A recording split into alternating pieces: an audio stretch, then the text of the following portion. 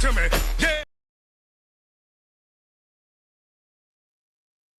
The views and opinions expressed by guests and clips presented on this program are their own and do not represent the views of the Johnny Binder Show. The content provided is for information and commentary purposes only. The show makes no claims of veracity or independent verification. Viewer discretion is advised.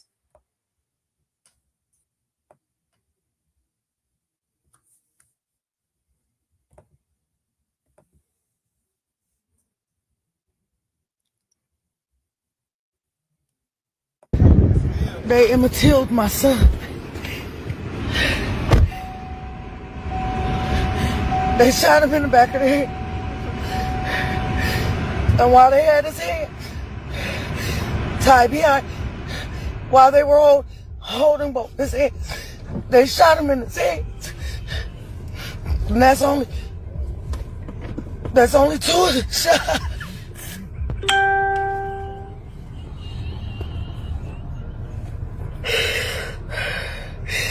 They executed my baby. They held his hands behind his back. So what you see on the news, when you see the officer, not the one that was straddling him, that shot him in the back of the head, but the one holding the gun, that's the one that shot him in his hands while his partner was shooting him in the...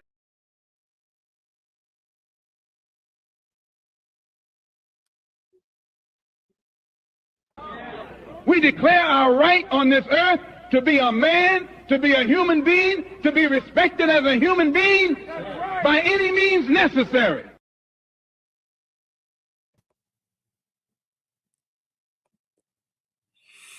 Ladies and gentlemen, when you come to the show, the Johnny Binder Show, I always tell you, you're going to get knowledge, wisdom, understanding, freedom, justice, equality, food, clothing, shelter, love, peace, and joy.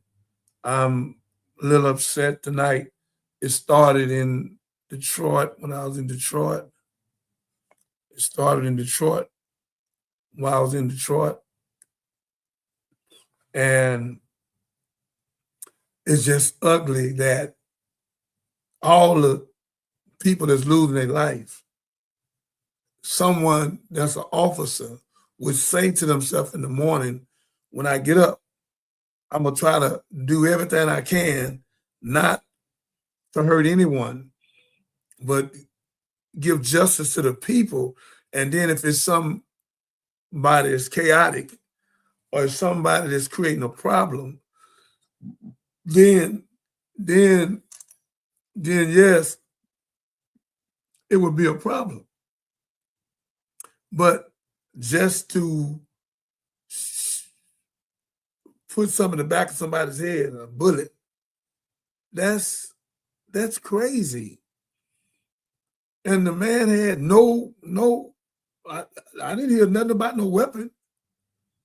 And he couldn't have been in officer couldn't have been in, thank you for putting him up. He couldn't have been it just don't make sense what has happened. And they completely out of order with this child. And to see a mother have to go through this, y'all that's never lost nobody and never been in slavery, never been repaired with the 90-something trillion dollars that they owe us, lying about the 40 acres and a mule, they never meant to pay us. So everybody been reparated but us. Everybody been repaired but us. They even put our Aboriginal brothers out on a reservation. So again, tried to make them out of drunks. So again, that Sam Houston tall thing over there going down Freeway 45. But when you come to Martin Luther King over here at McGregor Park, the sign's so small, you need a magnifying glass to see it. But the white thing that ain't done nothing, Sam Houston, that helped crossed out Hispanic brothers and lied to them with a treaty and broke the treaty. So again, I be letting y'all make it, but I'm going to start busting y'all because y'all a bunch of habitual liars and you had no right to take this young man's life. Y'all just started taking our life. But you know, it's going to come back to you, because God said, what you done to the least of them also been done unto me. And what you reap is what you sow. And karma is real. To take this child's life and to put a bullet in the back of his head while his hands down, it's unexplainable, undeniable, disrespectful to take this child's life. Thank God for my brother coming on, Marcus, to take this brother's life. This is completely out of order. And when Catherine, my producer, sent it to me, I was in Detroit, and she wanted me to go right down the street. But my plane, I couldn't set it off no more, because I was getting on the plane at 9:27. It would have been a later flight, because I wanted to go over, I think it was Grand Rapids, wasn't it, Catherine? Okay, she's not here for a minute. Yes, it was Grand Rapids. Yeah, it was Grand Rapids. So I could have drove straight to Grand Rapids in my rental car and I want to go to the scene where it happened at. And I'm going to do that because I got to go back to a funeral where a young man was in Memphis, and my new partner in Detroit, they ain't gonna call his name, he lost one of his best friends, so I got to go back with him to do that celebration. But again, this young man, Marcus, Leslie, he should be here with us. There's no way somebody should have took a weapon and fired it in the back of this man's head. This is so unreasonable.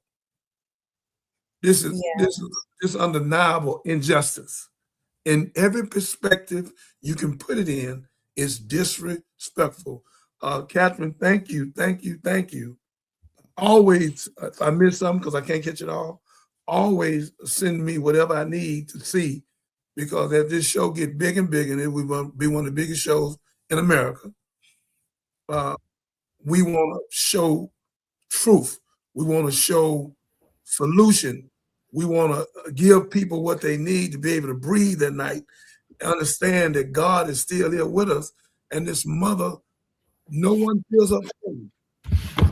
I do, because my son was shot 13 times. So I understand, mother. So again, it's not good. It is not good. So again, I will let my co-host let them speak. Leslie, I want to add something before we give it to the co-host, because I think the story hit me a whole different way because of another case that we had been working on, of another young man that was on the ground surrendering and was unalived by a shot in the back by Officer Palin of Sean Palin of the Houston Police Department. And you know, this was even more grotesque because they allowed the police dog to maul him first. I heard that. Did not try to contain him. And I have the video of the incident. I wanted your permission to play it because it is graphic. Someone nearby caught it on camera.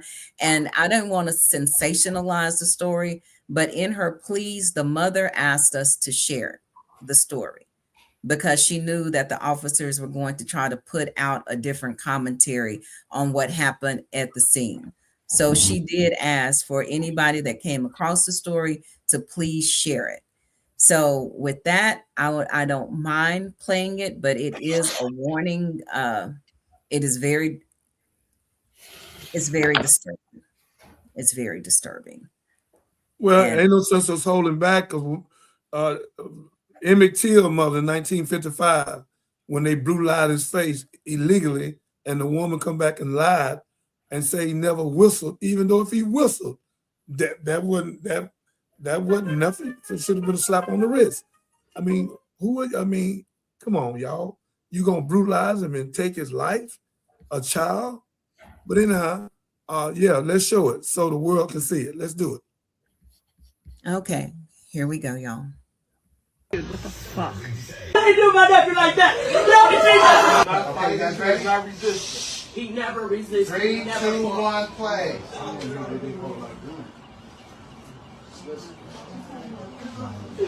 Oh! Oh!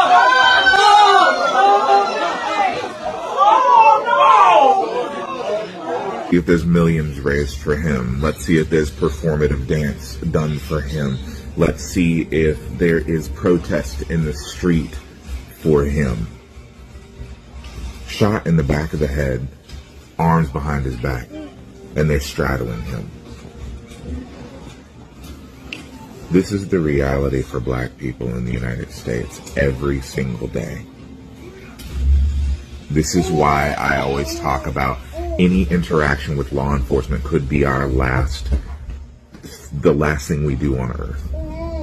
It's why I talk about, if I have the opportunity to run, I will run. Because it doesn't matter if we comply. There will be some excuse as to why we deserve to be murdered. My God, my God, my God, my God. You know, for young people have to go through this here and see this kind of buffoonery and foolishness, and young people have to consistently, Leslie, Marcus, Catherine, and our guests, and Facebook. Hey, Facebook, y'all coming on fast. Thank you, always do. Lord have mercy, y'all on here quick. So thank you, Facebook. So again, come on, YouTube, catch up. So again, it's just crazy. It's all get out to stand over this guy. The guy got his hand behind his back. If my hand's behind my back, Mark, it's no way I could be a threat.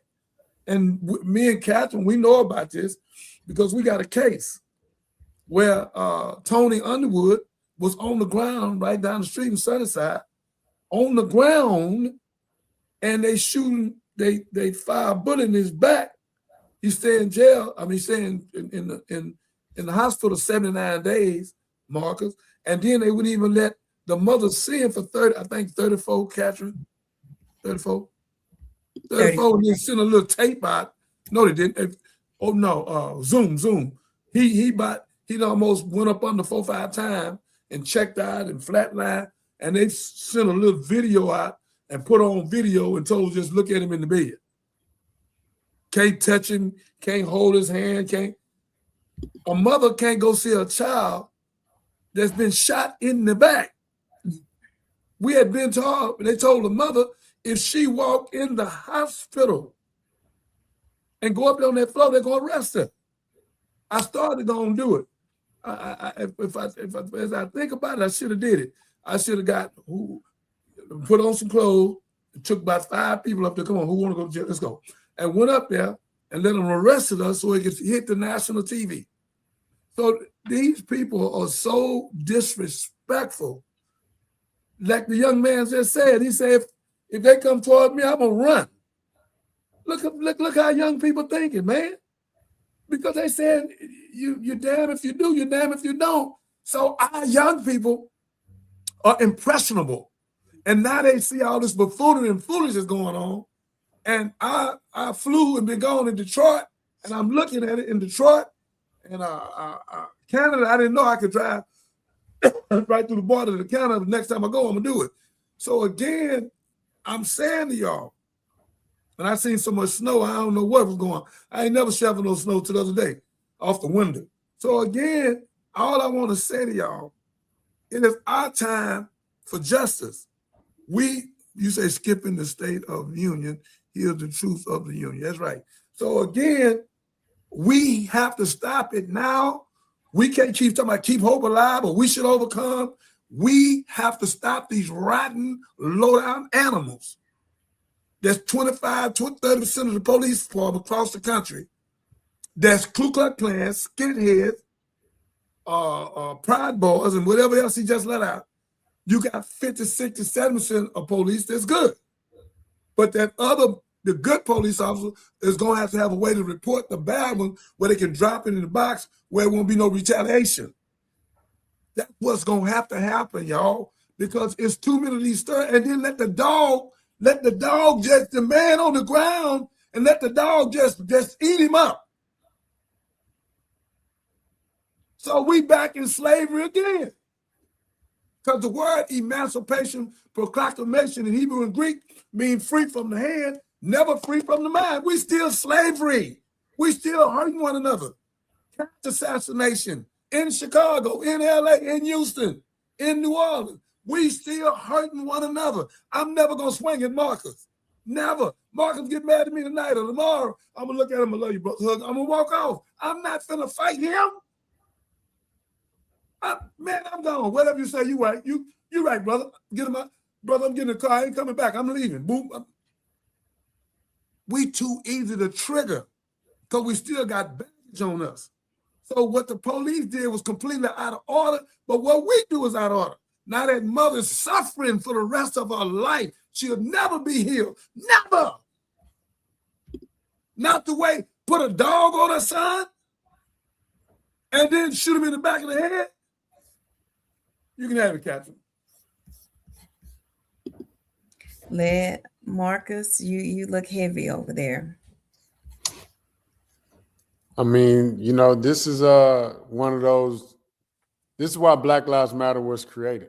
You know, a lot of these groups were created because police, people shooting us unarmed sometimes. My man just riding the bike, daughters, the whole nine. I'm just diving into the story. I just think, you know, one, if I'm getting stopped by some police officers and I'm riding a bike, you know, I'm already like kind of, you know, hey, what you pulling me over for? You know, I'm on a bicycle. Like, what are you pulling me over for, officer? Like, I'm not speeding. I'm on a bicycle. And maybe I didn't put my hand out, you know, and do the whole signal thing with that you're supposed to. I don't know. But why are you harassing me, officer, would be my first thought. And then however you ended up on the ground, just if a dog is biting me and you saying, put your hands behind your back, freeze. And I that's the last thing. The dog is biting me. I'm doing whatever my body telling me to do because this dog is biting me, officer. So it's just a very unfortunate situation. I had a store out there in Detroit off East 7 Mile Road and downtown, right across the street from Martin Luther King High School in Detroit, off Mount Elliott. So I know a lot about just Michigan as a whole, you know, the culture, the people, loving people out there. That snow, though, when it get cold, you know, people get weird, including the police. So I think, you know, the cold temperature may have something to do with this situation. They had a song called It's So Cold in the D. It probably got 20, 30 million views on YouTube. But when it get cold, they get crazy. But yeah, what you got, Leslie? I know a lot of times when we have these situations, we all got something to say about it. I'm from the Midwest. I've endured the cold, so I don't know so much about when it get cold, you get crazy. But looking at the story, it says that it was believed that he was armed. It was believed. It wasn't known. They didn't. There's a thing called just cause or probable cause. Yeah. So I'm looking to understand that, you know what I mean? And then I do want to say that although we might be fearful of what it is that's going to happen because they're trying to stop us, it might be in our best interest to surrender as opposed to running, because they already jacked up and ready to do something to you. So my thought process says to me, how about next time we stop, get on the ground, put our hands behind our back or up in front of us, as opposed to running. Because what we're doing is we're de-escalating the situation. That's what I think would be a better scenario. Even though we do have that fear, I don't trust them as far as I can throw one. I'm gonna say that out loud. But I think we give them just cause and we amp them up even more. I've been in an experience before where a police officer told me and stood in front of me and he was just like, you know, ready to go. And he like, I'm ready to go. Like, I'm, you know, getting ready to go get somebody. And so that's their mindset. That's their mentality. Like they already enraged before the situation even happens. So if we de-escalate before something even comes into play, maybe we might just be able to save some lives. I agree. We have another young man that we're working with that ran, and Tony Underwood ran too. And I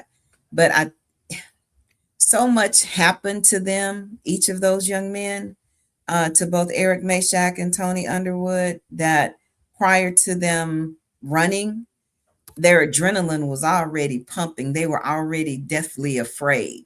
So it was just that automatic flight or fight syndrome that kicked in. They didn't freeze. They both ran, and I wasn't able to ask Tony, but I did ask Eric. I'm like, well, why did you run?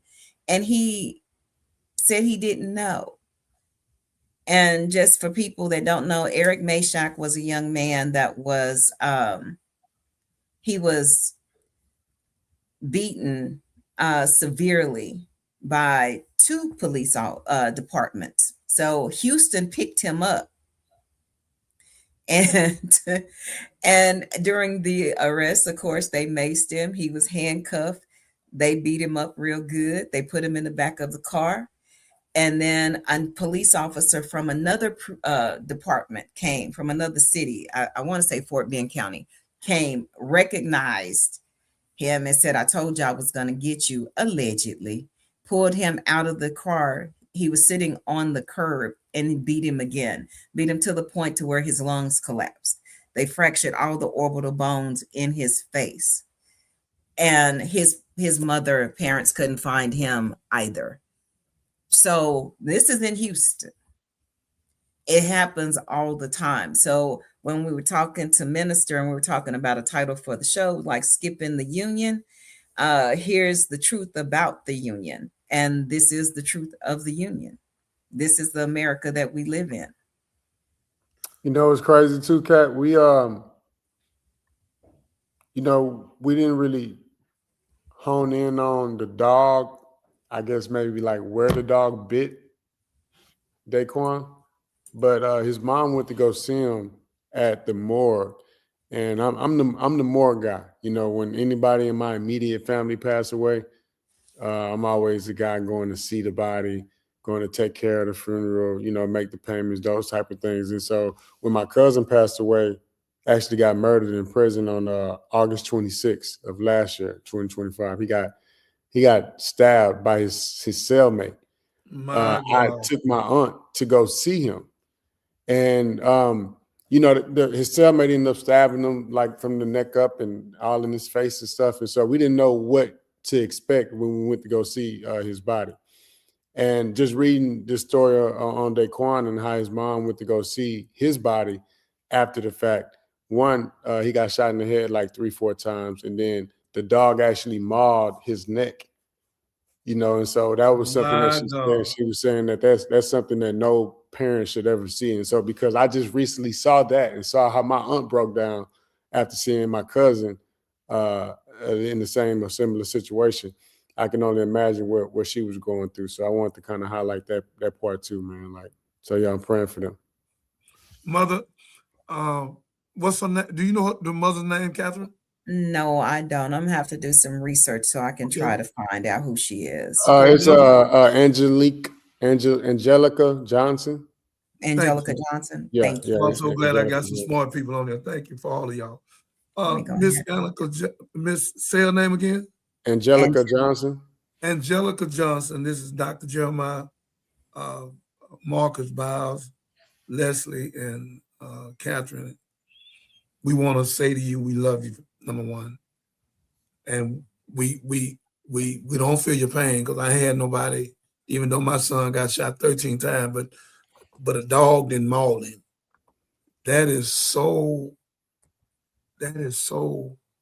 That we love you, and we gonna pray for you. I mean, I'm gonna pray for you the next 30 days, going through Ramadan anyhow. So I just want to say to you that I don't know what pain you're feeling, but I know you hurt. And I pray God come to you in some way that you and God can talk, and where you could be showcase for your son's death, where you can stand up for it and work with not just with us, with anybody you choose, where we can stop the injustice, because this need to be seen the same way we did our brother when they stepped on him for 8, 9, 10 minutes. So again, it is sad, young lady, and we love you and we pray for you. And we ask God to give you the wisdom and the knowledge. And I can't even talk about healing because that's going to be so long from now, if it ever happens. But justice has to be done for you to heal. That police officer has to be indicted. And whoever allowed that dog to do the injustice, what Marcus just seen, I don't even want to see it. I don't even want to read it. Marcus read it, that's good enough. So again, that is so borderline. Marcus, send that to Catherine, where she can put it on the thing where people can see it. That way they can read it for themselves as well to see that you found it, Marcus. Send it to her. Marcus got your email, don't he? Yes, he does. Okay, Marcus, I would appreciate it if you would. So again, ladies and gentlemen, to the mother, we love you, and we mean that. And our love is freedom, justice, and equality. And that was no justice or equality you just got. That was injustice. And so we done stopped our show today because we was going to talk about this state of union, because it's a state of a bunch of lies. But God wanted us here about you and your son. So we love you. We pray that we can come back.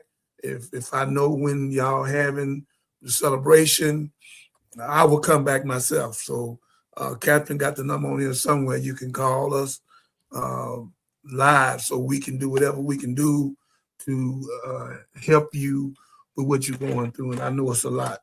So we love you, young lady.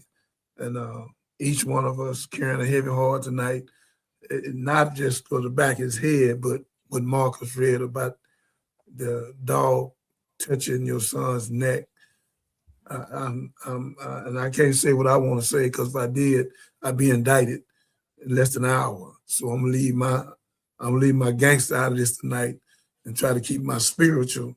And I'm asking God to help me, because I'm so hurt. The only thing I can think about is when they sick dog on us with Martin Luther King. And Martin Luther King said, I would not let you shoot me water hosing. You can shoot me with the dog. We're going to march. And he won and was victorious, and then they took his life. But I found out something else, Marcus. It was 1,000 children walked out of school. Leslie, I didn't know this till the other week.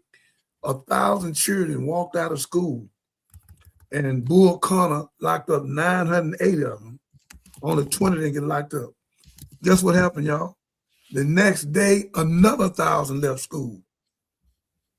So the president of the United States, Kennedy at the time, had to make agreement with Bull Connor, this evil individual that worked directly for the devil himself, and he's a devil. So again, they made a deal with him to get the children out. But they tried to hide that, Marcus. I didn't even know it. 1,000 children walked out of school. And then after they arrested 980 of them, another 1,000 the next door. Now you know they brave. Now they had seen their family go to jail, Marcus, and they friends in school, students, they didn't give a hell about none of that. They went, because that's what I did. They locked Marcus up. What'd he do? He was marching. Where he was at? Marcus said, wait, right there. I'm going to go right there and march. Lock me up. Certain things I go to jail for. I'm not scared. You're going to let me out anyhow, because it ain't nothing. It's a lie. When I get out, I'm going to sue you. So all that going to come with it. So again, ma'am, we love you. May God bless you and your child. And whatever we can do to make sure them police officers that took his life, they're going to hell with a gasoline jacket on, and they need to be in prison for the rest of their life. They need to be indicted, whoever had any part of that. So we love you, and may God bless you. Thank you.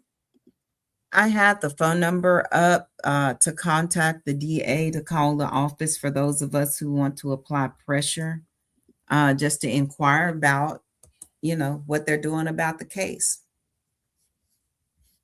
Good move. Marcus sent you that stuff too. We can put it up. You mean add the link? Yeah, whatever Marcus sent you, just add the link. I like that district attorney. That's so, Captain, that is so.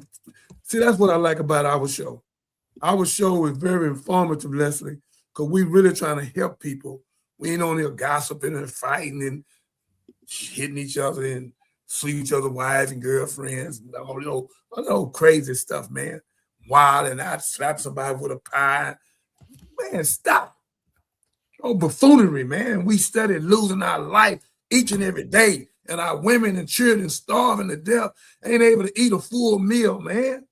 And sleeping. One woman called me a while ago talking about the lights off. Talking about she needed some money. I'm like, oh, Lord. So now I got to call my guy, the Help Shake Center, and call some churches real quick. She needs $208. So I want to hurry up and get it to her because she got 4 children. So that's why I'm upset right now. I'm waiting for my money to clear so I can do something, because I'm always doing something. I'm always trying to help people. That's why we need $1 million always on the sideline. So when we get ready to help who we want, I'm going to get that grant too, Captain, through my Children Foundation. Yeah, so again, Mother, I'm going to call Shake Center. I pray that they give it to you tomorrow morning for 12 o'clock. I hate to see you sleep tonight with 4 children with candles, but I hope somebody see this show and ask me who you is, why I can give them a number, but they can go and send it to you right now and get your lights on in the morning. Bless your heart. I know I don't want to ask you where the children dad is at. I ain't getting none of that because most of them going to run. We ain't got but 18% father. Where the other 82% at? So again, we still got Willie Lynch in our head, fear, distrust, and envy, and we run from responsibility instead of running into it. We need to grow up and be men and help our wife, our women, our children. And you men that don't co-parent, man. Come on, man. Co-parent. God will bless you. I'm telling you what I know. God will bless you. Co-parent. I do it all the kind of co-parent. All the time. I ain't got no problem with their boyfriend, their husband. I don't care about none of that. Give me my child, I'm gone. And I come back, how y'all doing? I'm gone. I ain't getting all that. Please stop. I'm glad you're with him. Marry him. Marry him 10 times. Yeah, just give me my child. So again, we need to stop, y'all. We need to stop this buffoonery and foolishness. So again, Catherine, thank you for sending me that case from Grand Rapids.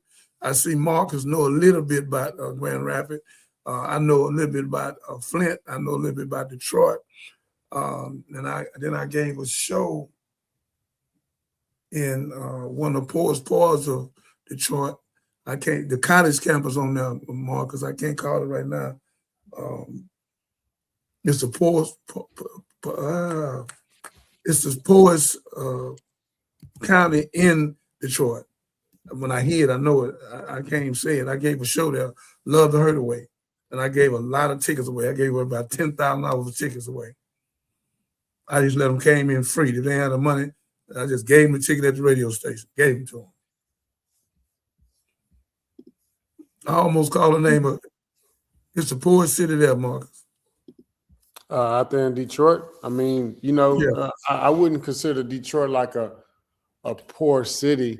No, I didn't say that. I say that county. That county where the college is at. Yeah, they when I went to Detroit for the first time, what I will say is it was eye-opening. You know what I'm saying? Real eye-opening. My first time going to Detroit, we opened up She's Happy Hair in 2014 in Detroit, Michigan. One of my Navy buddies was out there, and we gave him the blueprint, opened up a store, and was rocking and rolling out there. And my first time going out there, I got off the plane. I remember there were potholes on the freeway. It was a unique experience. That was my first time ever being in any city in the U.S. where they had potholes on the freeway, not on the street. It was potholes on the freeway. The other thing that stood out to me was in order to go into like the corner stores or IHOP or the bank, you had to go through metal detectors. So like we were going into IHOP and they had metal detectors at IHOP.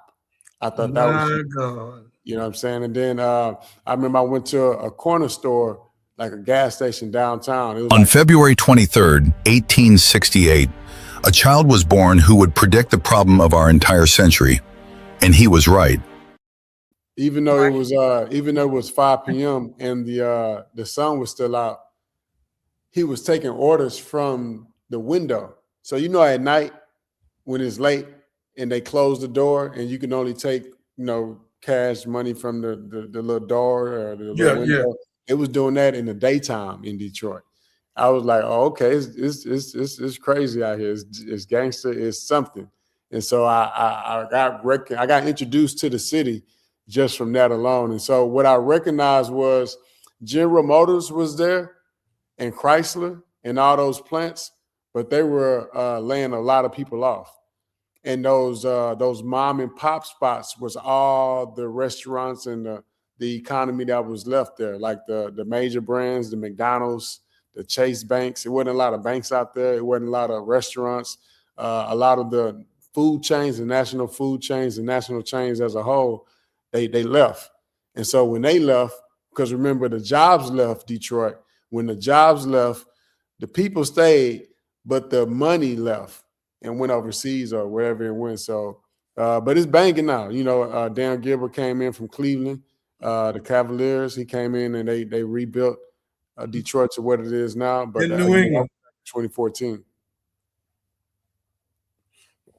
Yeah, that's wonderful. I just left. They doing good down there. They got everything down there.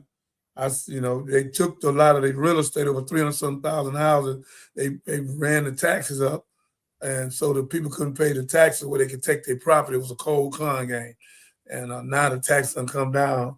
And so, I heard that's one of the best places to go buy real estate right now. Is it? Yes, it is. Yep. Yeah, Detroit, then St. Louis. Yeah, no doubt about it. I just left there. Me and my guy, I just told him soon we finish here, we start buying stuff there, and he agreed with me. So I stayed with him 3 days, and I stayed at the hotel and stayed at his house. So I love Detroit, man. I love Detroit because it's one big hood. So growing up in South Park, when I came back home, I was like, okay, I got this blueprint. Let me go talk to these youth and get them a blueprint to get out the hood. And so when we opened up the store in Detroit, that was the goal. The goal was to talk to a lot of those Detroit kids, those high schoolers, and tell them like, hey, let's graduate and go instead of graduating and stay trying to figure it out with the rest of the people that's here trying to figure it out. Let's go get these resources coming back and change our family trees and stuff. So shout out to the D. I love Detroit. Thank you, Detroit. I'll be back. That's where the nation started at, the Black Bottom. We love you. May God bless you. May God keep you. Next clip. Let's go. I'm going to say this to all of the white people as a white person. We are the problem with this country. Let's go. We have been the problem since day one. Ha! Since we designed this country to benefit white people. Oh my God. Beating black people, lynching black people, tearing out the fetuses, using babies as alligator bait, paying Charleston to beat our slaves, to whip them and put salt in their wounds by the day. Segregation, Jim Crow, the genocide of Native Americans, the Trail of Tears, Asians in internment camps, because how dare an Asian come to America? We have to put them in camps because we have to make sure America stays white. Stealing the land from Mexico, stealing the land from the Native Americans, stealing black people on the Middle Passage. Most of you people don't even know what the hell it is or how many people died or about the bull sharks that follow the ships because you don't care about actual history. Facts. Oh, hey, let's just take Hawaii. Let's go steal it from King Kamehameha. Hey, while we're at it in this great Christian nation, we're going to say that, you know what? We're a Christian nation made in the image of God. But we're just going to design it to benefit white people. Yeah, a black person's only worth 3/5 of a person. They can't vote. They don't have rights. They're not even a citizen until 100-something years later. Women? Nah. They just need to make us more white babies and fold our underwear and clean our socks and make us dinner and just serve the man. That's their job. We're not going to let them vote till the early 1900s, till the women's suffrage movement. Let's look at the Catholic Church. Uh-oh. How many thousands of young men have abused and molested little boys? Oh, look, white people, white men. Oh my God. The Baptist Church. Decades they covered up sexual assault. White men. Wow. Gun violence. 98% are men. What? The vast majority men. White men. U.S. citizens. I know it's shocking. Not drag queens. Not gay people. not transgenders. White men. Got him. Nothing to see here. January 6th. Whiny little children with micro penises. Damn. Mediocre white men didn't like the result of an election. And they felt so emboldened that they put a gallows up that they were going to hang the vice president of the United States, beat officers, crush their vertebrae, PTSD, brain damage, heart attacks. Hey, they're patriots, yeah. Woo-hoo! But a black man has the audacity to kneel before the American flag. He's a son of a bitch. How dare him? May he burn in hell. But if you beat police officers, hey, you know what? No problem. The white man convicted felon child molester, he's gonna pardon them because, you know, we're not racist at all. Every atrocity in this country has been white people. This man is cooking. We have to admit it, people. See, the Bible says, if Satan cast out Satan and he is divided against himself, how shall his kingdom stand? If you want to learn more about who they are, where they come from, and why they are the way they are, text Origins to 219-299-49. And don't argue with me. Argue with your mama and fight these facts. Get it!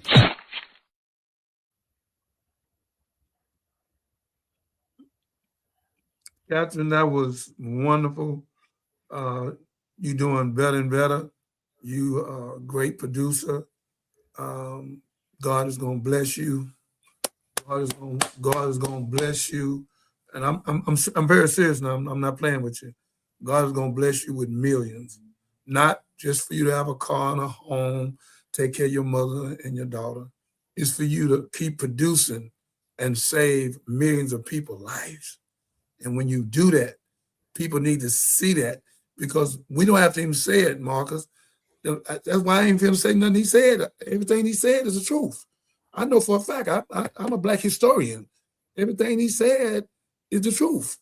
It is the truth. So it's I could add some stuff to it, but I'm not. You know, the 2 bombs they dropped in America in 1985 on Move in Philadelphia, the one they dropped in 1921, the one that I can go on. I can prove it. So again, say we 3/5 human, 1857 Dred Scott case. I read the whole case.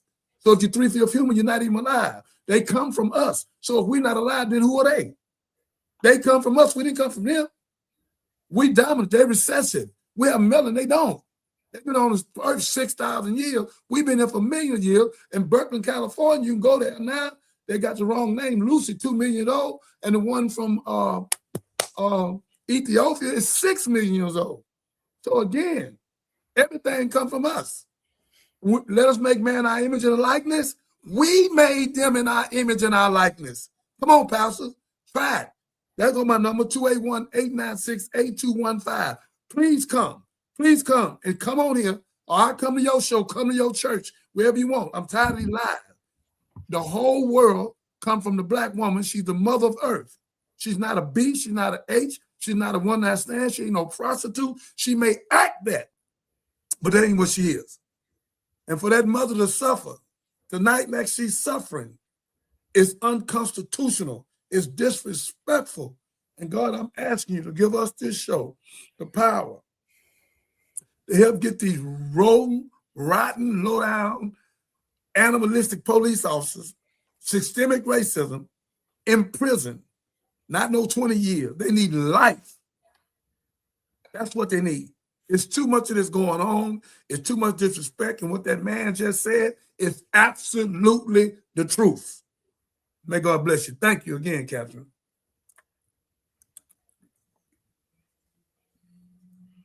Leslie?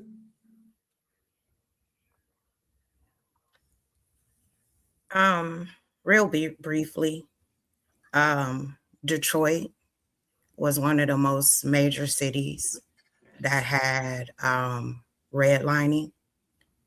And that's why you see the city the way that it is. There was a massive attack on Black homeowners. That's right. Look at you. There was a massive attack on Black homeowners where they foreclosed on their homes. That's right. And stuff like that. So, you know, that's why you see the city the way that it is. That redlining situation was to make sure that Black people couldn't own or keep homes.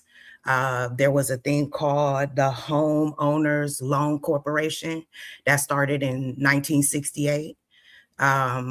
you know, and so that's why you see Detroit as it is today. Yes, it is a popular place to go and purchase homes, dilapidated homes, homes that have been, you know, for the most part left to nothing, right? But that is all a part of the plan. To move the Black homeowners out of the communities that they're in. Our people perish for lack of knowledge. And I think we spread information that doesn't align with good intentions and good purposes for us. Yeah, and that's where I'm at with Thank that. you. We needed that.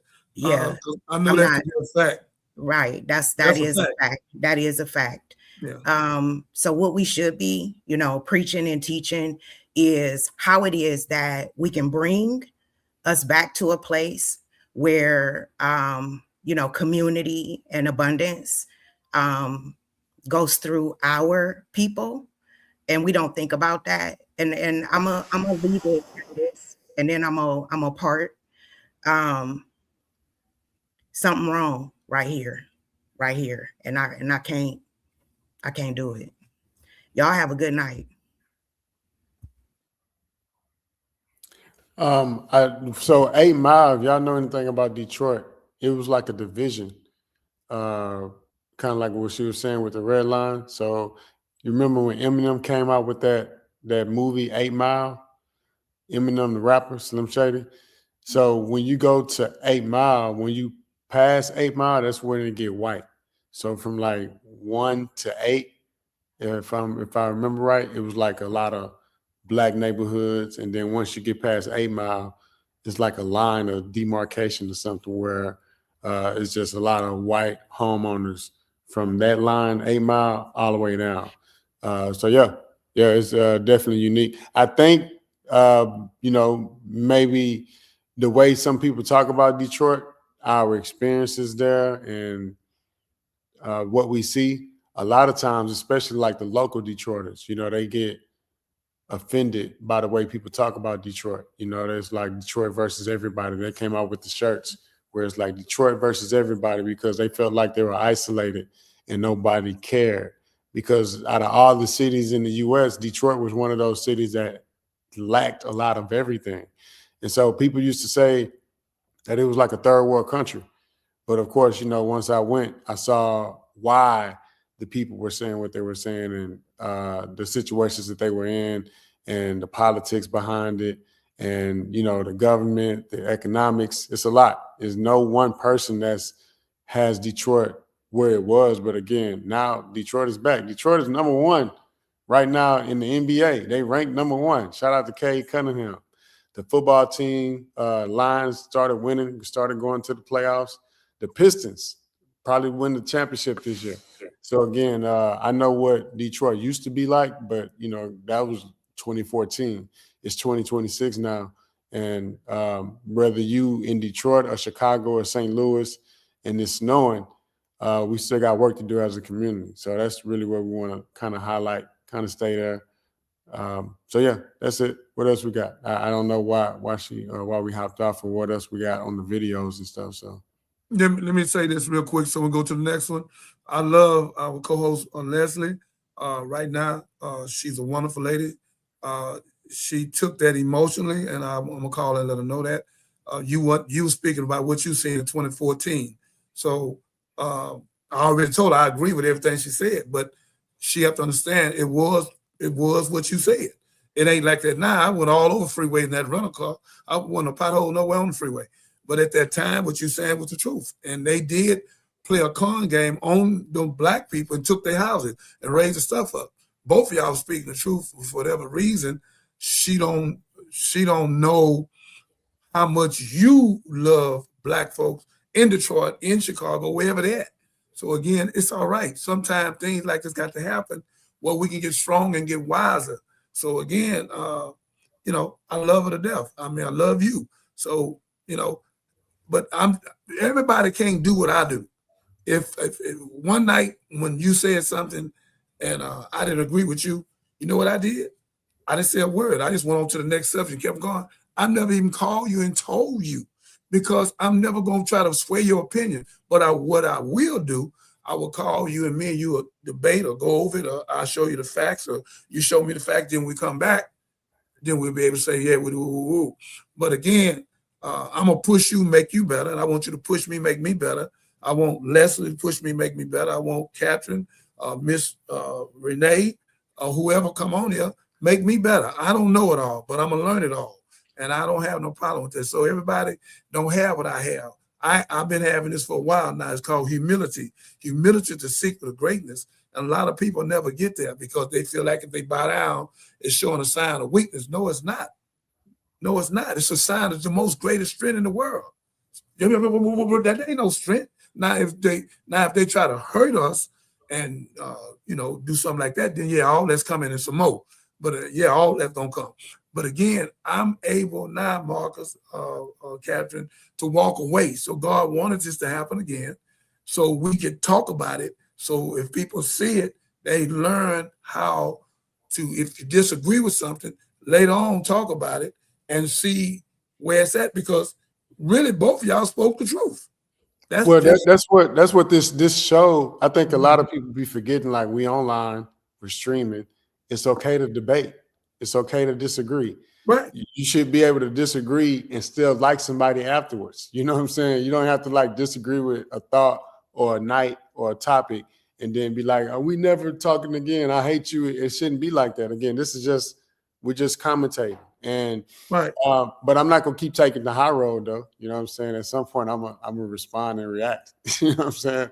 And I think that everybody should. I think everybody should react and reply and respond, because that's why we're on here. We're not on here to like listen to each other and then, kind of run out the show because of something somebody said. And I know I don't be saying anything intently to anybody. So I apologize to her, if I did say something that was inappropriate, but I know I didn't.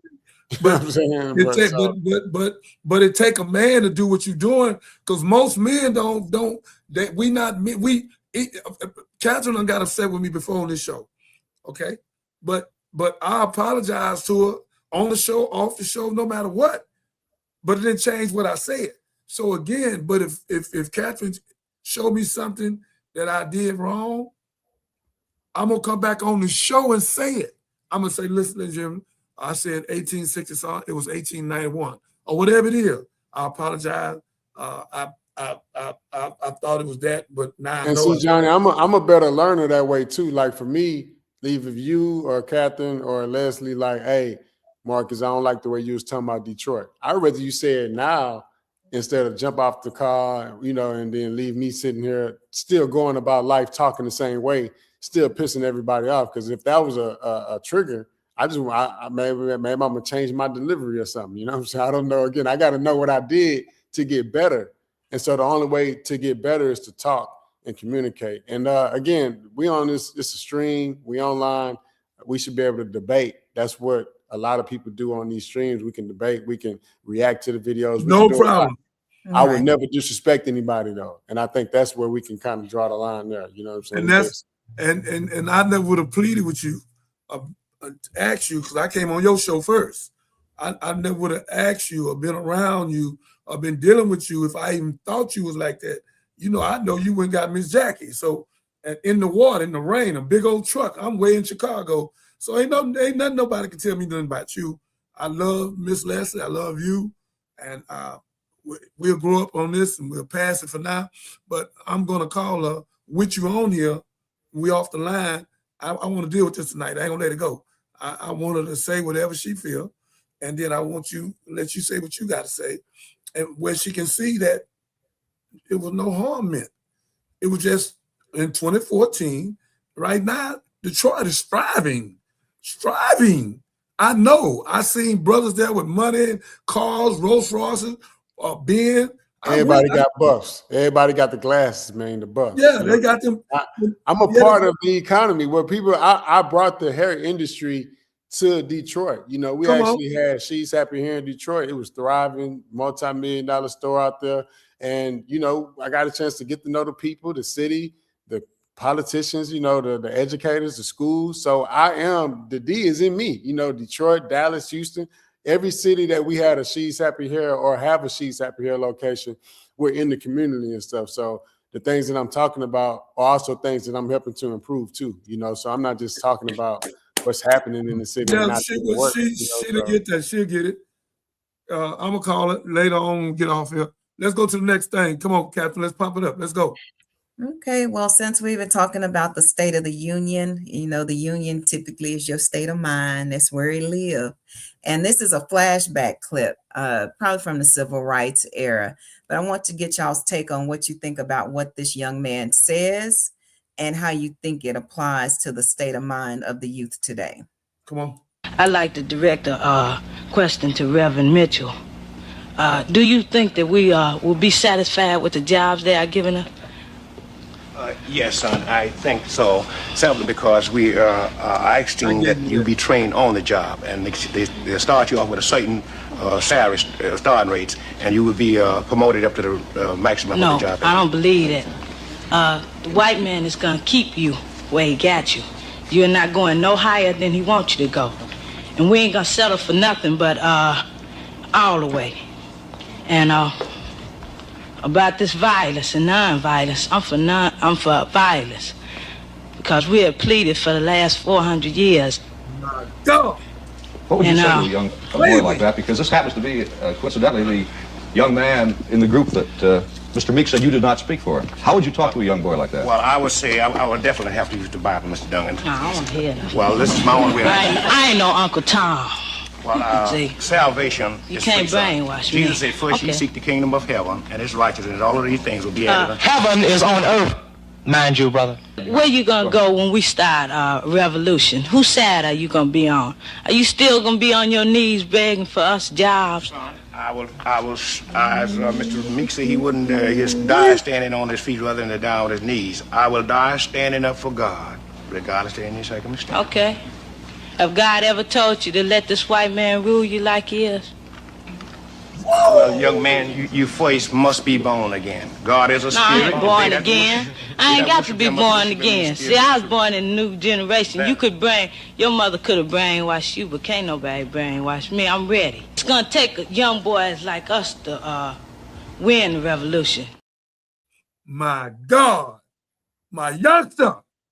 My youngster. I sent you that about 2-3 months ago. My youngster. Hey, I've never heard or seen anybody speak in those type of environments like that. And then to hear it coming from like a young man, like he about 13, 14 years That's old, right. maybe 15, you know. Boy, sound like me. You know, it sound like all the kids that's off Martin Luther King Boulevard, Lane Street, Road, Avenue. Ain't nobody turning the other cheek. Ain't nobody nonviolent, you know, again. And not that that's what we want, but, you know, we will always stand up for ours. And so I wonder what that young man is doing now. You know, where is he now? You know, what I'd like to know that. I'd like to know that, Mark. You know, that's the type of things that because we don't have those type of leaders now or then. You know, like it wasn't a lot of them. And the ones that speak like him, they get rid of him. You know what I'm saying? They get rid of them. They slander their names, you know, and things happen. So shout out to him. I want to know his name. I would just like I sent you that little clip I had, Kat, send me that. I want to watch that again. I might be posting that on my Instagram on the end of Black History Month, which is February 28th. So shout out to y'all, man. Oh, most definitely. I'll get it over to you. Yeah.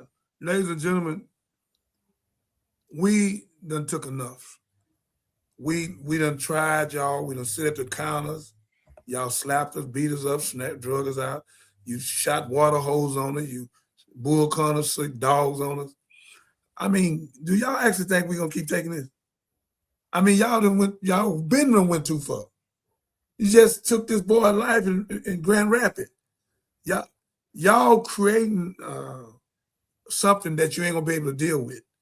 And when it come down on you, remember Johnny Binder, Dr. Jeremiah, told you, God is going to deal with you. I have a tape that I sent you, Catherine. I don't know if you got it. The white folk was running with about 2,000 of them. They were going to this over in Africa. and they was trying to, this part of Africa they didn't take. And the Africans tore them up. And they didn't have no swords and bun arrows, but they tore them up because the man trained them. I just seen this tonight. So if you don't have it, don't worry about it. We'll play it tomorrow. But again, you can't keep stepping on any people and keep disrespecting them and think it's not going to be an uprise. You're crazy as hell. You know, we not scared of you. So if you ever thought that, Nat Turner wasn't scared of you, Denmark Visa wasn't scared of you. Yeah, so Gabriel Prosser wasn't scared of you.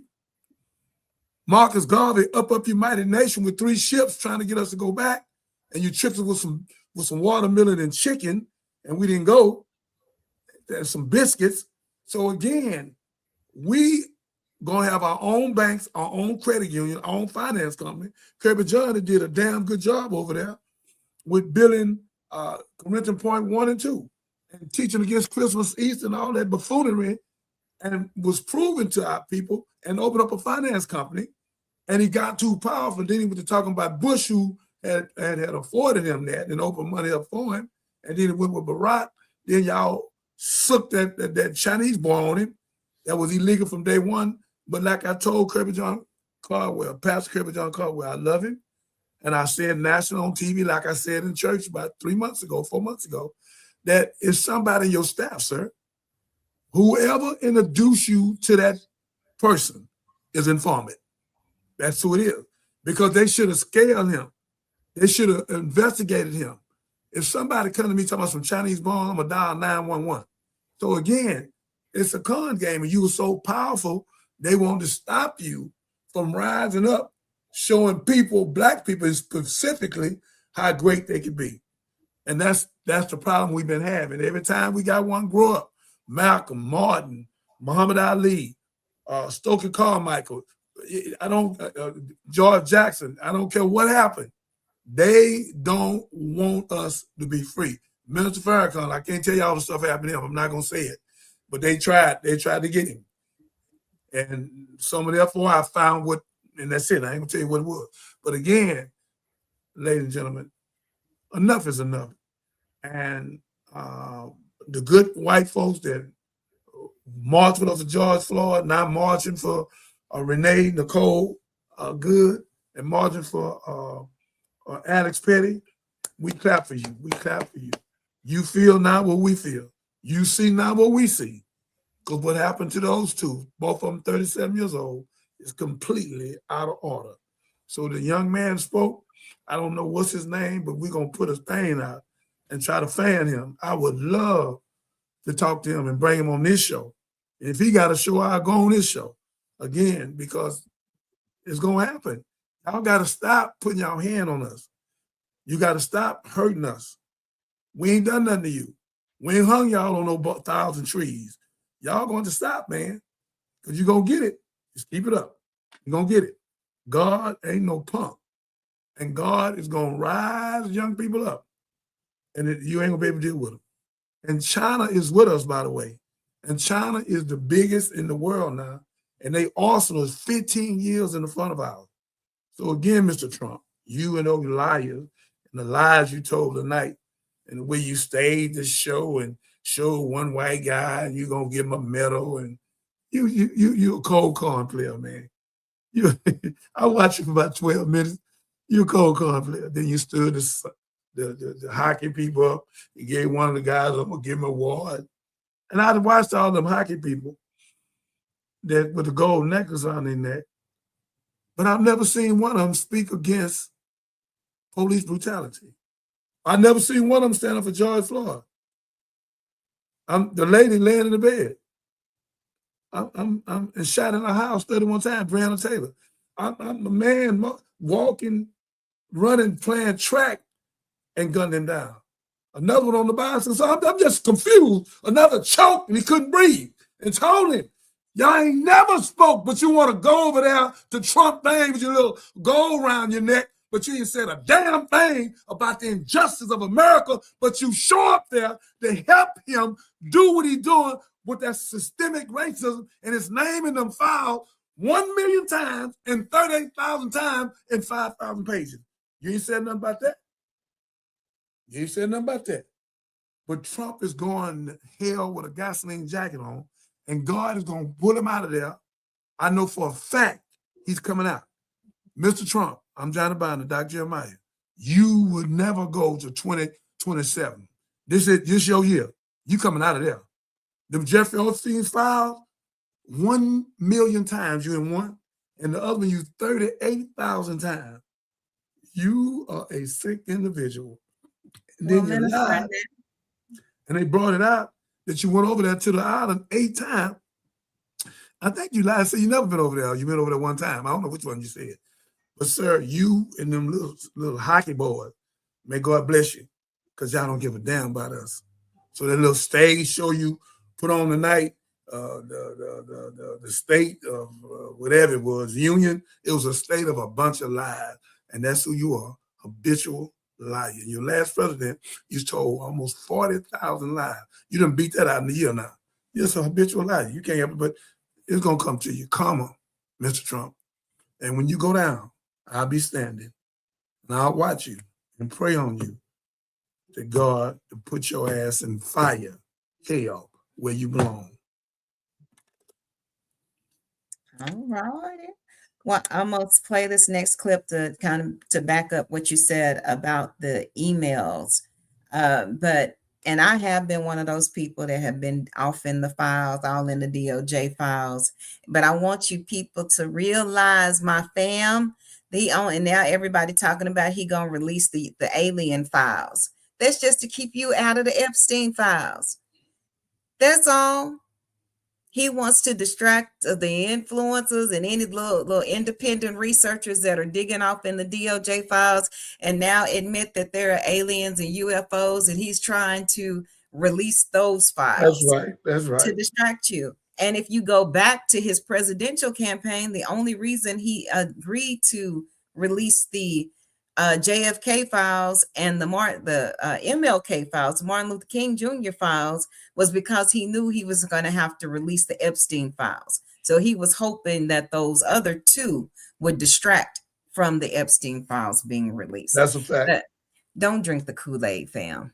Don't drink the Kool-Aid. Don't do the Jim Jones. Don't do the Jim Jones. Don't do it.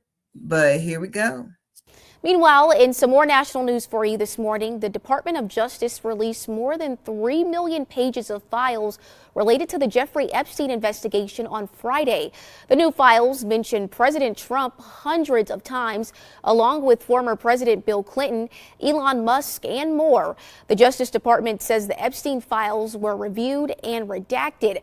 But the attorney for Epstein's accusers is pushing back, arguing they should have released more records and done more to protect victims. After all these redactions, all this time, we're almost a month and a half past the deadline for which all the documents were supposed to be produced, that they're still producing documents that are not fully redacted. The Justice Department says they expect to release more documents soon. Now, right now, federal attorneys are reviewing and redacting the file. And now I want to show what an independent researcher like myself found in the files and the effect that it had on him. I haven't found this one, and after seeing him, I don't think I want to, but here we go. So I just kind of want to give everybody a heads up. This video is going to be pretty disturbing. The gentleman's going to talk about one of the worst videos that he's seen in the Epstein files.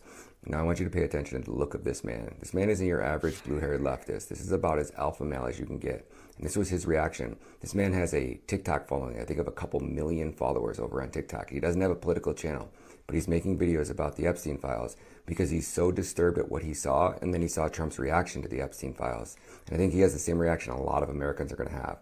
So in this video, we're going to cut to a clip of the clip that this man's talking about, just to give you a few seconds of hearing what this man heard. And I believe this is the Skippy clip. But hang on, buckle up. Let's do this.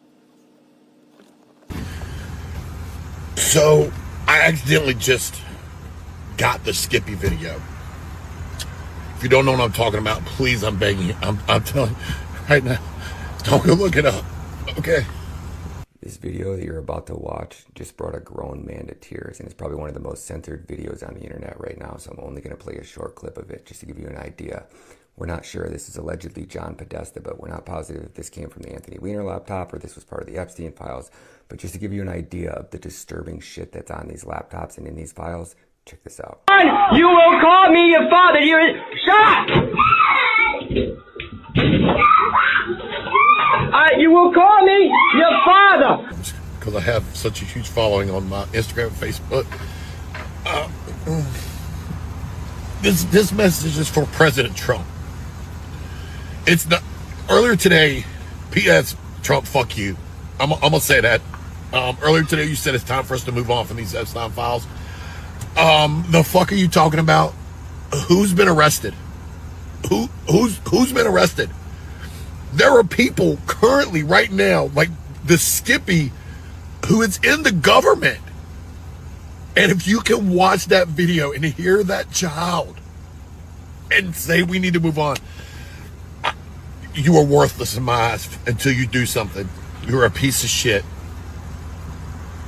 You're a piece of shit. We need to burn this motherfucker to the ground until every single person that was involved in this, guys, I know my platform isn't political, but goddamn, I feel like at this point, if you're not saying anything, you're complicit. Like you're okay with what happened to these women, these children, these young boys, these men.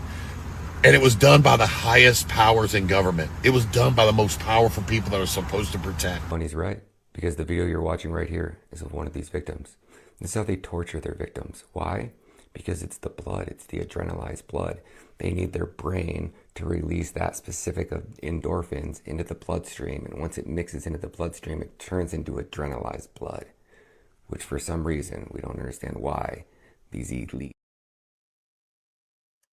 And he goes into his theory about adrenochrome. I didn't go back through to watch the video. That's about all I could handle at this particular point. Well, you know, God is going to uncover all of it. Nahum, N-A-P-H-U-M in the Bible. People don't even know Nahum in the Bible, but it say God going to take their skirt and raise over their head and show their nakedness, Marcus, to the world.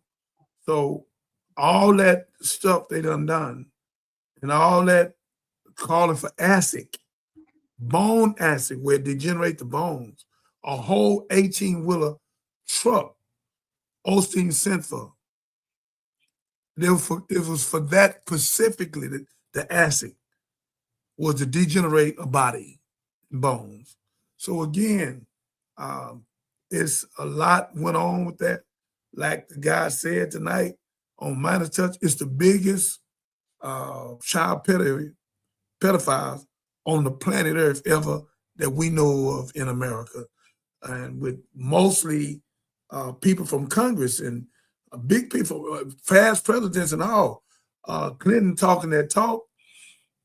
I don't know what he did. Like you say, he'll testify. Mr. Clinton, you shouldn't even been over there. I don't care if one of them just massaged you. You shouldn't have been over there. I don't know what you did. I have no idea, but I think I seen you in a jacuzzi. Well, nobody in it but you. But I'm just saying to you, you had to know that this man is sick. And I think you had your wife with you, so thank God for that. But again, that white boy with that cap on backwards, it's gonna happen, man. It's too much. And to hear that child screaming like that, and how many children been screaming, and to take advantage of children, all you think like that, you're a child pedophile. And all you child pedophiles, you're going to hell with a gasoline jacket on and your drawers. And we trying to convict you on the planet where you can be in prison for the next 56 years, even though you won't live that long. You know, so that's what we want for you. Come on, Marcus. I don't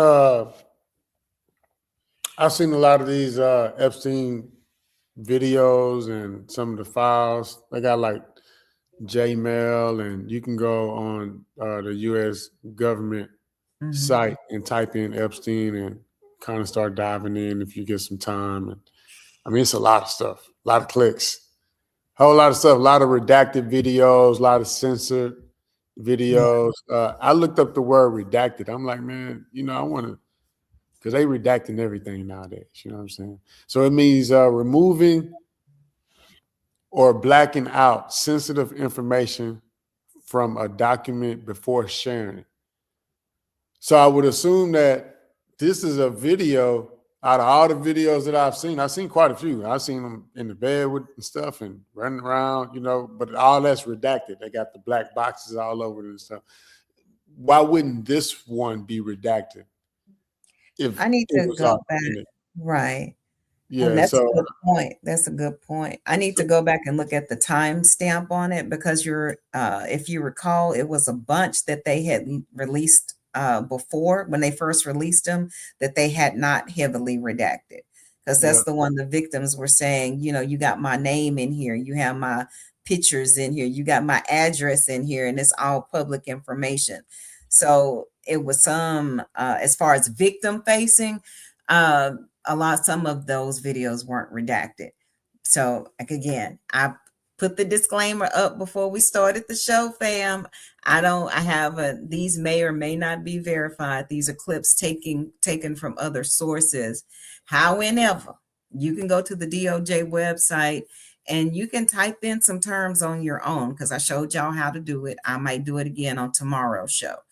To show you how to go in, click, and you can search the files for yourself. It's all right there. It's all right there. And for all of you who are waiting for the alien files, you can take a minute to go into the DOJ files because I'm shocked that there are a lot of people that still don't know about these files and how much often that Trump is mentioned in them as much as he is, and the other people that are mentioned in the file. And I'm going to go ahead and play a video. I'm going to mute it so that it'll just play in the background to show the top 100 people that are mentioned in the file thus far. So we can keep having our conversation. I'm just going to let it play in the background. That's a good move. Just deep, Marcus.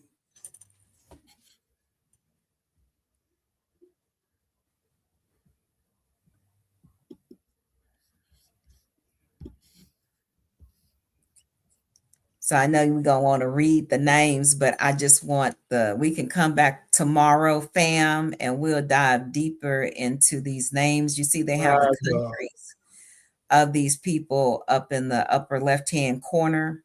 So you can see that this is something that was worldwide. My God. Hey, this is pretty interesting and well put together right here. One of these clips, they got all these people names and the country they represent, how they were involved. It's just like a quick slideshow to kind of give you that, hey, he was well connected to all of the world leaders and politicians and the elites globally, not just in the U.S. And yeah, this is, I was thinking about the children that Bill Gates and Elon Musk would grab from these wars and stuff, from Ukraine or Russia and bring them back to the island, man. These guys, I seen some videos on YouTube about the Les Wexner guy being well connected to Epstein. Everybody was connected through financial reasons to start. And then I guess it probably led to some other things after the financial partnerships began. But yeah, it's a lot of people. Co-founder of Google. Wow. A lot of the founders and co-founders and CEOs and those people, the leaders. And when you think about the allegations, it's like, not saying everybody was eating beef jerky, but oh my God. I get overwhelmed. Or pizza. Oh, this is the first black person. Who's Stacey Plaskett? Who's this lady? She was a congressional action, something to that. Congressional action. She was a House delegate, U.S. House delegate, and she's still active. I know you're going to type a name in so you can tell us more about her. I think there were only 2 melanated people on here. One was the president of Zimbabwe, who's now deceased. Yep, Stacey is an American politician and attorney. Served in the delegate of the U.S. House of Representatives. There goes George Mitchell. I can't believe that, man. Brother, Yeah. what you doing over there? How did you get over there? John. Peter Trial. This is so great, Catherine. This rollout is not one of them come forward like Kennedy, not Kennedy. One thing I like about Clinton, he wanted to take the witness stand, him and his wife. And Donald Trump, Marcus wouldn't let him do it because he was gonna say what he seen. White was there, so they cut that out. And he said, "No, you ain't got to come me." They cut all that out. They wouldn't let neither one of them testify because they said he wanted on camera. Yeah, Mark, look at this, man. Now with Stacey, so Jeffrey Epstein, I think it was like a text message situation with her, where she was on the floor being questioned or something like that, or giving questions, and Jeffrey Epstein started texting her. It was back in 2019. It was a congressional hearing. He started text messaging her during the actual hearing. My God. Yeah, I thought that was so. Yeah, they was, I guess, apparently well connected. Maybe I'm sure she'll say that she don't know, but she was texting him during the hearing. So, Princess Sophia, my Muslim brother. Now you know you ain't supposed to been in that.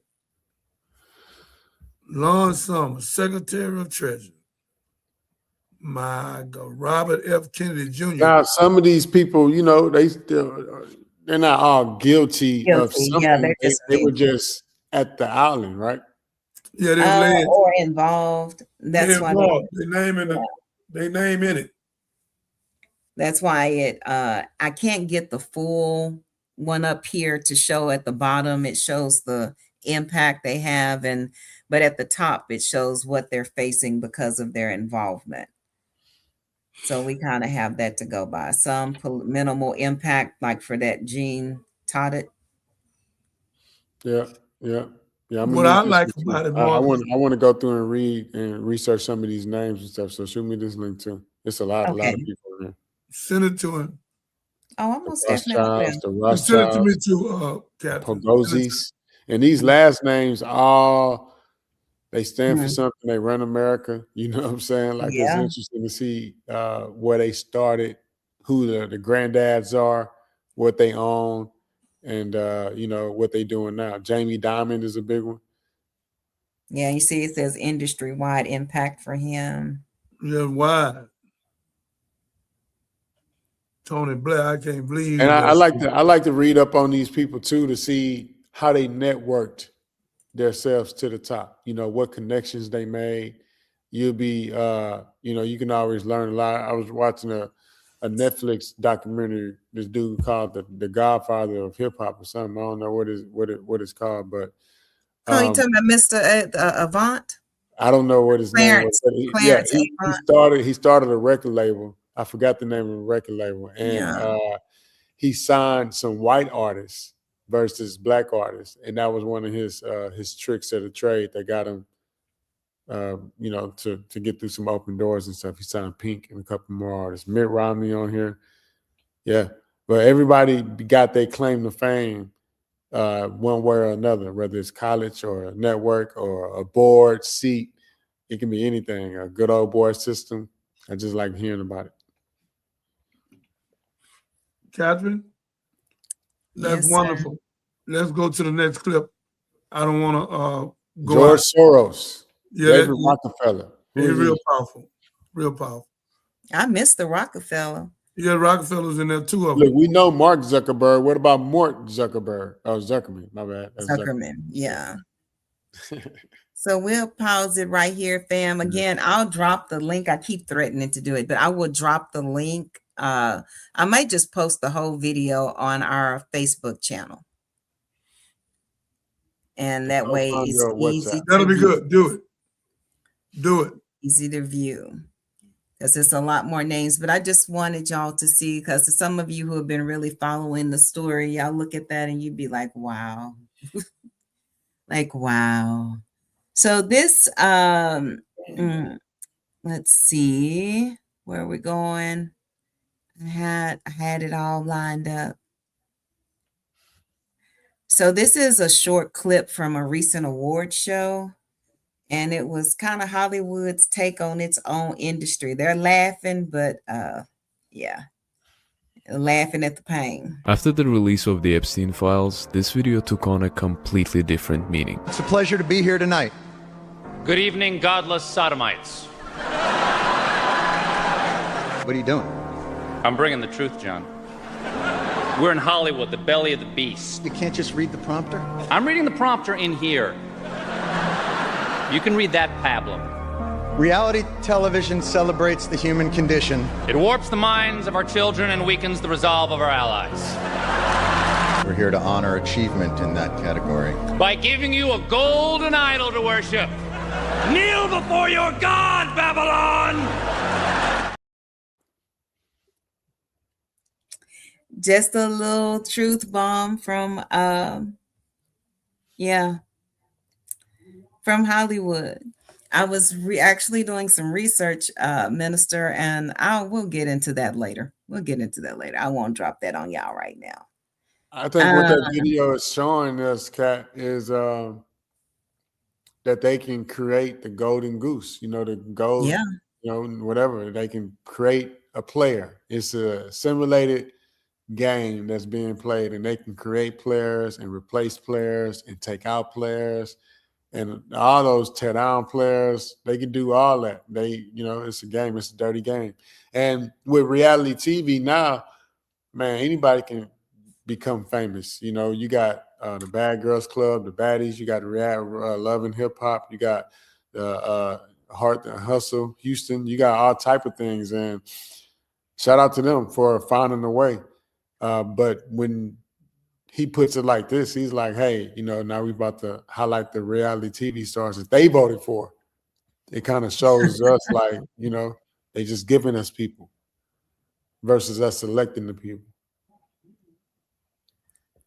Yeah. Ladies and gentlemen, Facebook, I want to thank you again. I agree. Catherine has showed a lot of stuff tonight.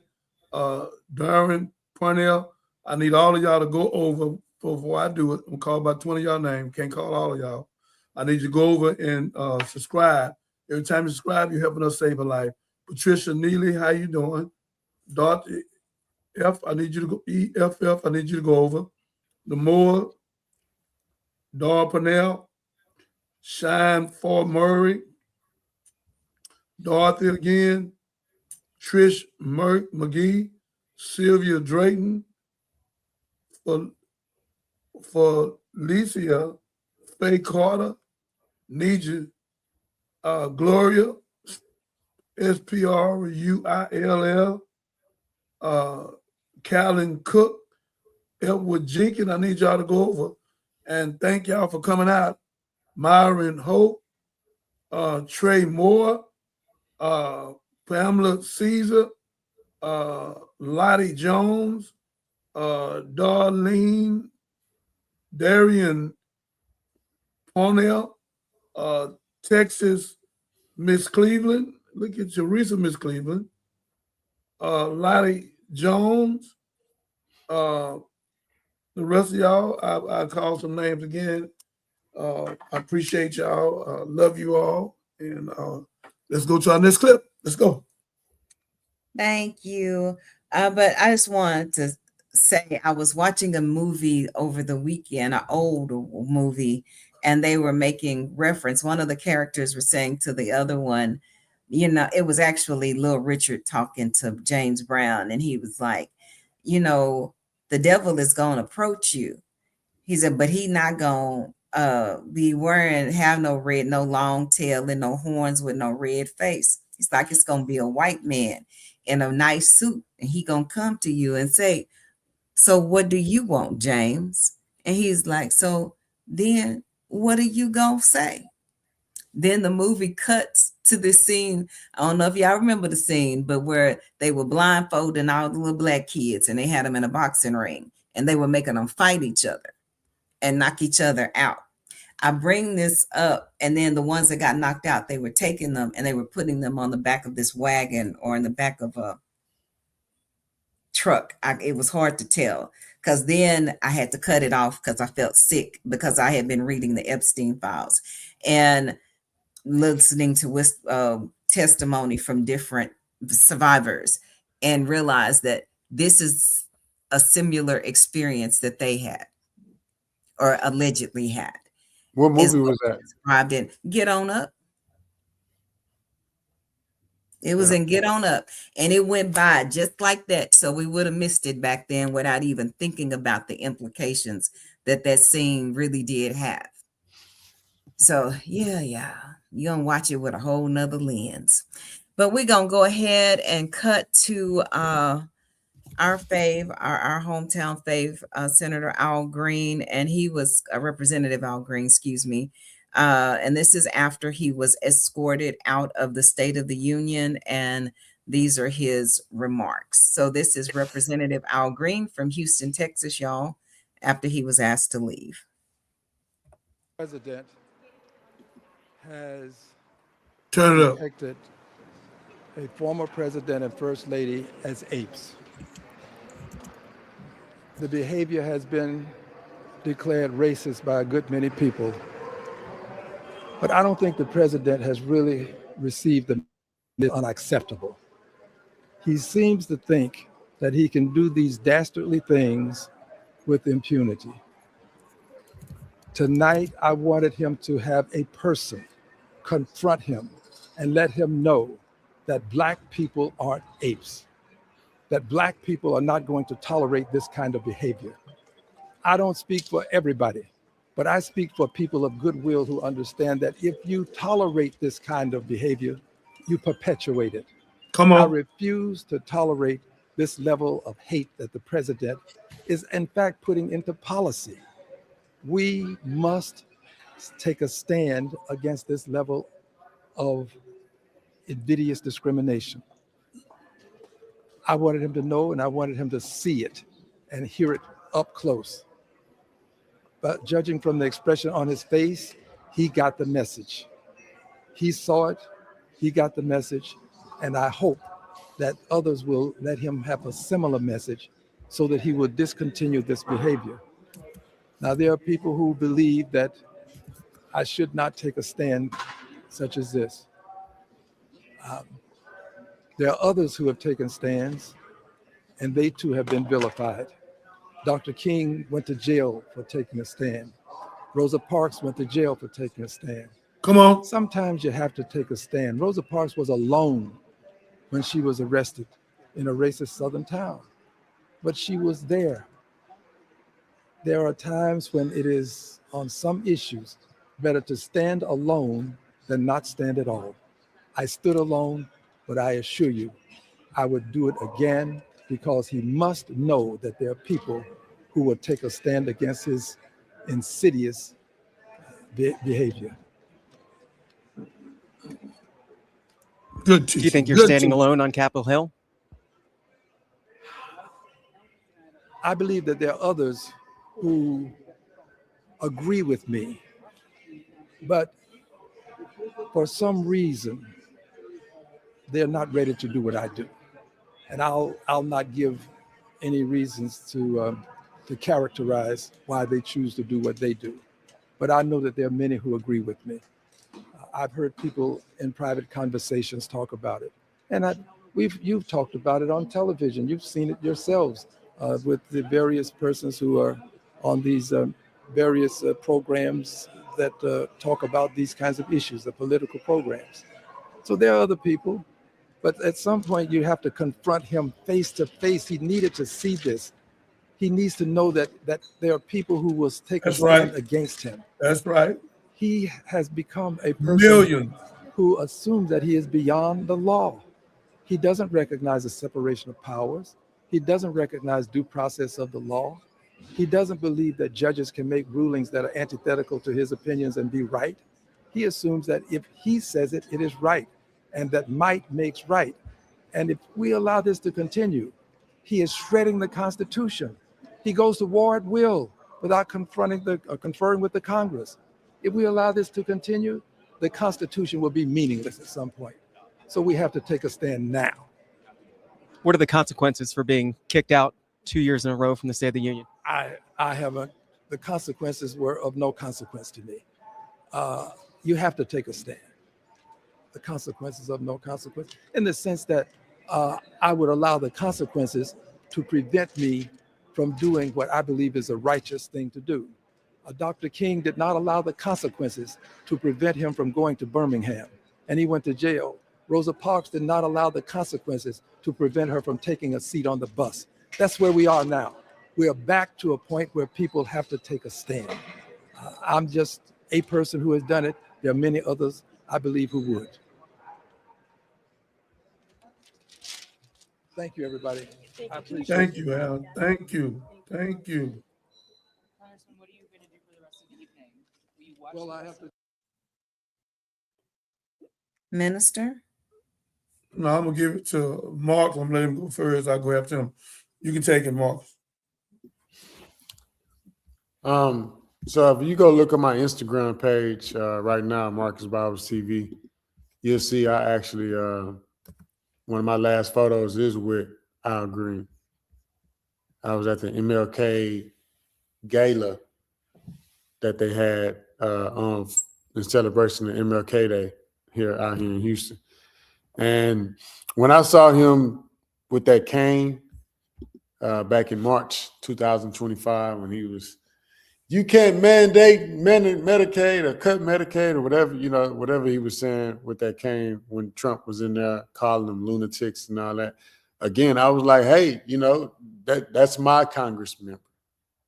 That's somebody, that's who I would elect into the position as an elected official to speak for me when I can't speak, when I'm not there. If somebody's doing something that's detrimental, that's changing the direction of my community, and they got the voice in front of the person that's making those changes and I'm not there, say something. You know what I'm saying? So shout out to Al Green for disrupting the joint session of Congress and being part of history. Cutting Medicaid isn't like a Black thing. It's an American thing. Everybody's suffering.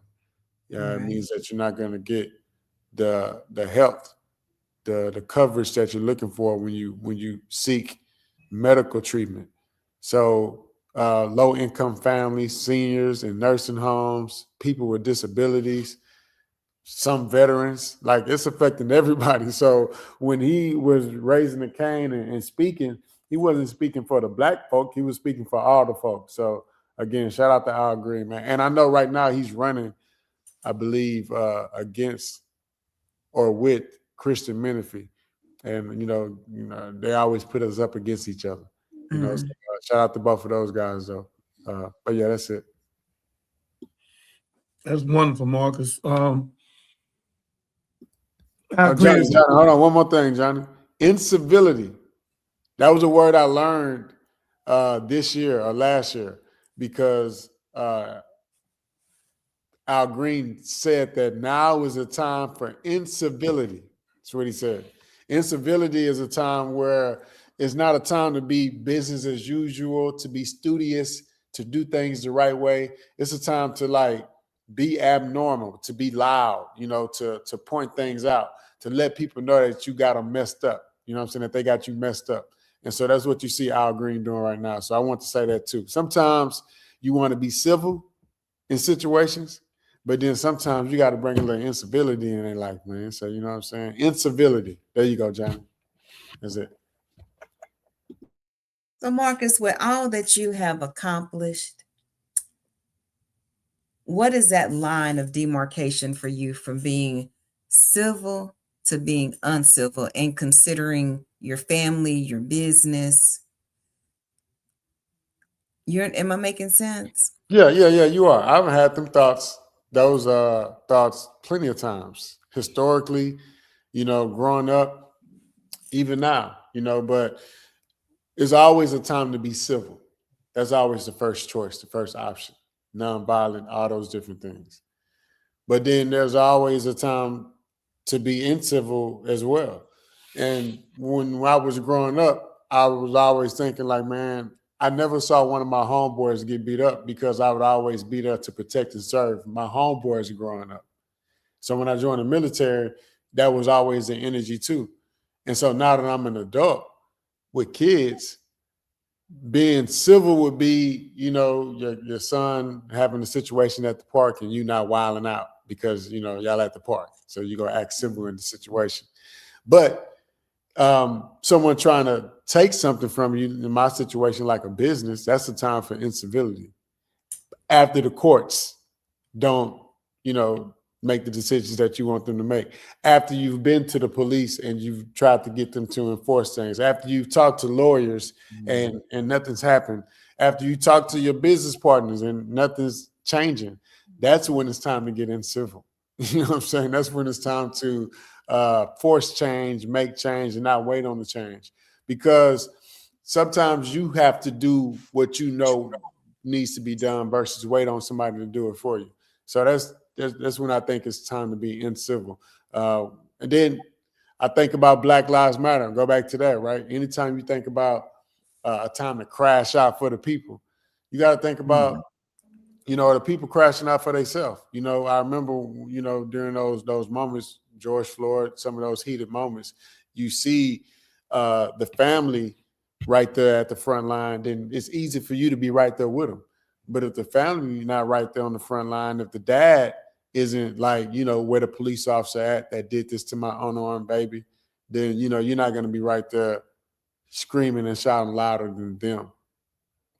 So you're not going to be in civil. You're going to be civil extremely at that time. So, but yeah, that's a great question. When is it a time to be incivil versus civil? When you're civil, you last longer. The goal is to last, not to make a statement.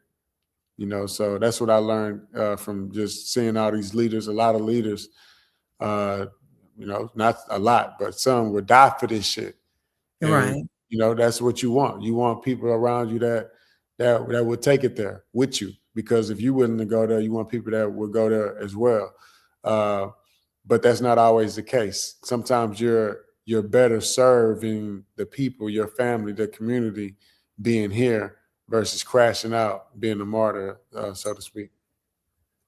No, I agree. And, when we had Major Green on talking about the personal instruments of power and being strategic, and I know a lot of us, we see, like, my first reaction to seeing Daquan Johnson's mom and the video was like, of course, I'm responding from an emotional place. Because if you don't respond emotional to that at first, something is wrong with you. You got to check yourself. But how do you feel like that we need to have a plan? Because right now, to be more strategic so that you're, even if you plan to be uncivil, know what that looks like. That's really, yeah. Know what that looks like. Incivility can be just disrupting somebody while they speaking, insulting them, posting a meme about them, shouting during the proceedings, some type of personal attacks. It's not always like physical violence, so it's different ways to be incivil. And that's a way to get people's attention. That's all it's for. It's just to get people's attention. It's not to have funerals. See people or go to jail. Yeah, it's not all that. Sometimes it's just starting a rumor or two. So there's different ways to be incivil in different situations. So what Al Green did, though, again, it was historical because it was at a point in time where no one in the elected official offices were able to speak against or towards Trump. Everybody was like kind of just sitting there like, what are we going to do? The government was shut down. It was like Elon Musk was all in the government taking the data with Doge. So many things was happening at the same time, including the whole ICE situation, that Al Green, there's only so many of us that's going to speak down there for us anyway. And he's one of them. He's somebody that's been doing the thing that he's doing for years. And so when he is recognizing that something is about to change that's going to affect us, yeah, I think he did exactly what he's supposed to do, because if he wouldn't have did the whole Kane thing, then we wouldn't be still talking about it today. I agree. So I just wanted the family to know, after we played the video from that young man from back in the day, that civil unrest does not always equate into something that can be harmful or detrimental to you and your family. It's just being a disruptor in the system. However small, it's just allowing for that disruption to occur. And, not being afraid to do that, whether you online or you out there with your sign, no, no justice, no peace, No wherever justice, you no feel it. peace. Wherever you feel like you get in. If you call the man's number, the DA in Grand Rapids, Michigan, I'm going to put his number up again to see what course of action is being taken against those officers involved in Daquan Johnson's unaliving and that horrific treatment. Hold him accountable. That's being disruptive. That's being uncivil without jeopardizing your personal freedoms. You can still exercise your voice. Look, Kat, one of the ways that people are incivil at work is doing those company meetings. When the supervisor, whoever up there, the lead up there, they talking. They speaking from the heart too. And then when they hit you with like, any questions, they really don't want you to have no questions. So they No, want to get about the meeting. You know what I'm saying? But you can be incivil by raising your hand, like, I got a question. You know what I'm saying? And you ask that question. It better be something that the people want to hear now. But if it's not, then that's a form of incivility, where you're being incivil. It's just starting a productive conversation that they may not want to talk about in the moment. So that's a form of incivility too, that doesn't cost you losing a life or, blood and all those other things, freedoms. So yeah, that's it. That's it. So, y'all, we're going to go ahead and wrap it up now. Thank you so much for joining me today. This is my co-host, Marcus Bowers, and shout out to my Leslie. She'll be back tomorrow, and the minister will be joining us tomorrow as well. So I got some information that I am going to send to you, Marcus, and drop the links as well, so you can go back and look at the 100 most prominent people named in the Epstein files. Yep. And before we go, I do want, if you can, everybody, you hear the sound of my voice, text Marcus, my name, Marcus, the number 888-111.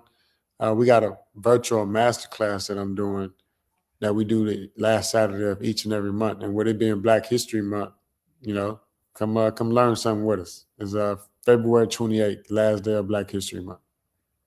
So I don't forget that, Marcus. Can you send it to me so we can make sure to promote that on the show? I will. Okay. I want to get that up. That's important.